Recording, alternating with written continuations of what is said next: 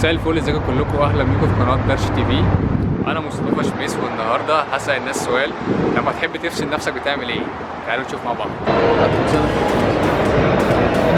لما تحب تفصل بتعمل ايه؟ بغمض عينيا. لما تحب تفصل بتعمل ايه؟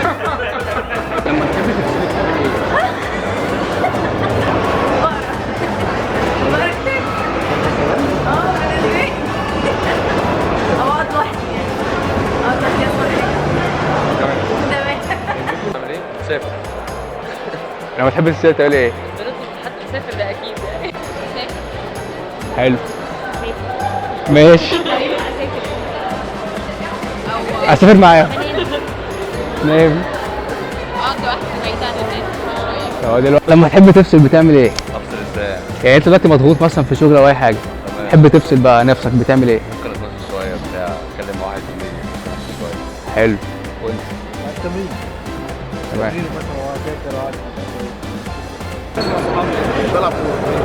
بروح السينما. ماشي حلو. وانت بتعمل ايه؟ مش عارف بصراحه. على حسب بشوف سعداني هيعمل ايه وانا بعمله معاه. تخيل ان ابويا قدامي